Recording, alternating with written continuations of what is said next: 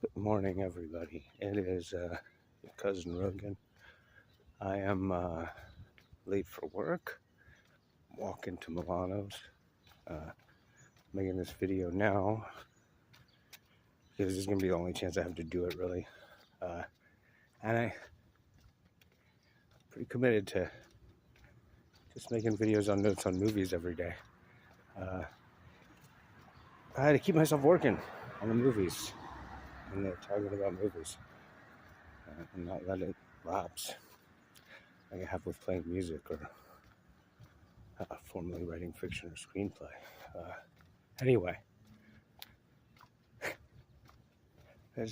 today at work is going to be rough, so it's a little bit, and I'm running late.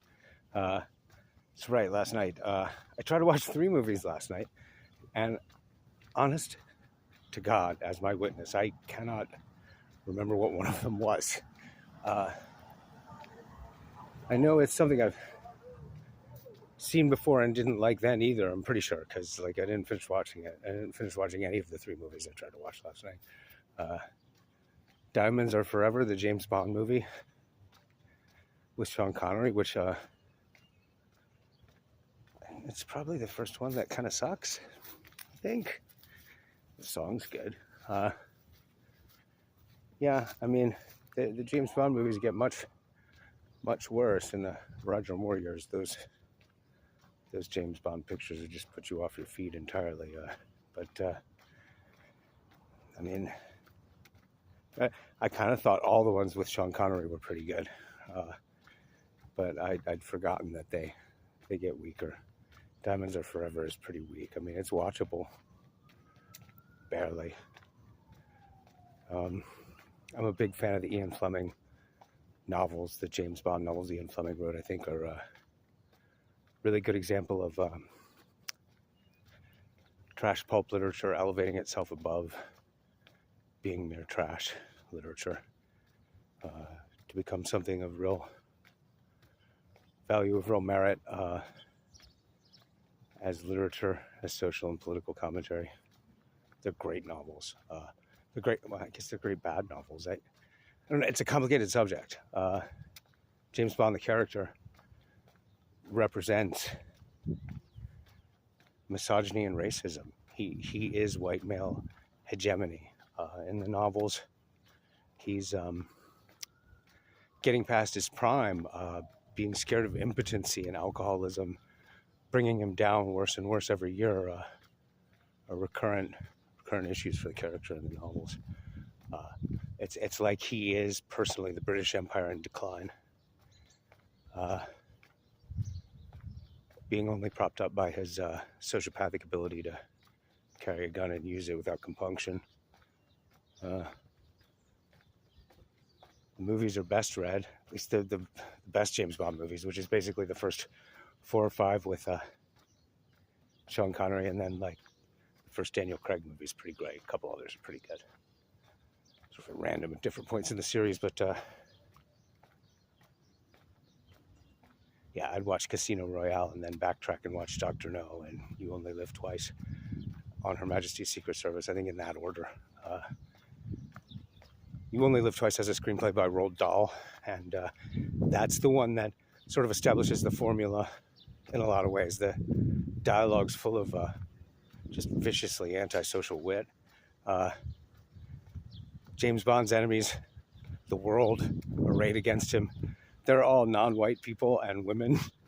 And then he has occasional collaborators who are, sellout motherfuckers, basically, is the structure of how these stories work. I'm not sure. James Bond seems to be misunderstood in recent years to be a series of stories about a hero doing heroic things. In movies about a hero who does heroic things, that's not what those movies are at all.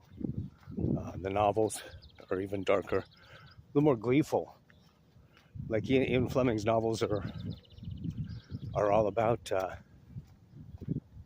inherent violence of the character and how being white, male, British, backed by the upper class in his background, his employers,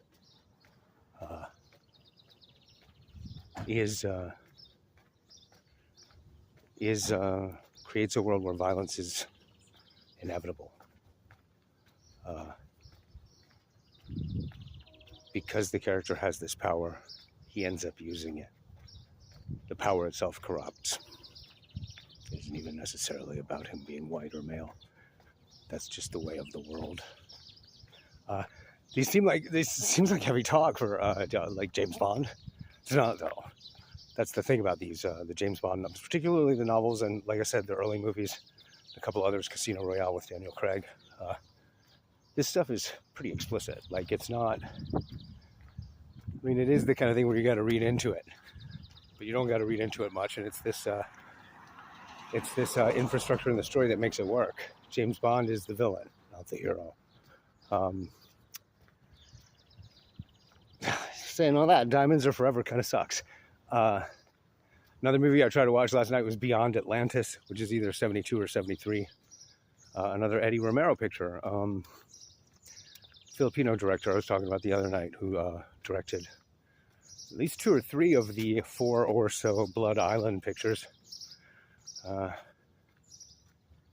Beyond Atlantis is similar in a lot of ways. It's about some sort of international adventurers, some sort of not quite likable scumbags. It's kind of a Treasure of the Sierra Madre kind of set of characters. One of them, Sid Haig, which is cool. Though Sid Haig had range as a character actor, and he's pretty restrained in this movie. Like, it's not. Sid Haig's great when he's being really weird. Like, I love him in Spider Baby, of course, House of a Thousand Corpses and Devil's Reject. I love him in Tarzan the Ape Man with Bo Derek off the top of my head. I mean, he does this very strange stuff sometimes, but sometimes he's just a guy. This is the kind of role. It seems like Sid Haig's in it because they couldn't get John Saxon. Like, it's that kind of role. But it's about these 3 guys who figure out they're sort of a lost city on an island distant into Filipino land. I was going to say into the Philippines somewhere, where there are these really special pearls.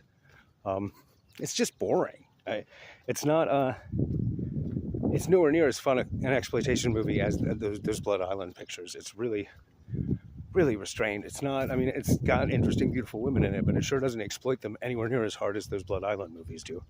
I think Beyond Atlantis is. I think they're trying to pitch it at family audiences. Actually, it seems real tame and slow as hell. It's got cool locations. The mermen have these creepy bug eyes. I like that. Not much else to it. Like I said, there was a 3rd movie I tried to watch last night. I know it's either 72 or 73. I don't know. Maybe I've got it written down at home, so I don't have to remember it later. I'm sure how these things work. I'll remember it as soon as I hit stop. Wish me luck at work. We are doing a multiple line buffet for a funeral reception for 150 guests. Though honestly, it feels like the funeral is for me. Running late to this Friday morning, this wonderful Friday morning.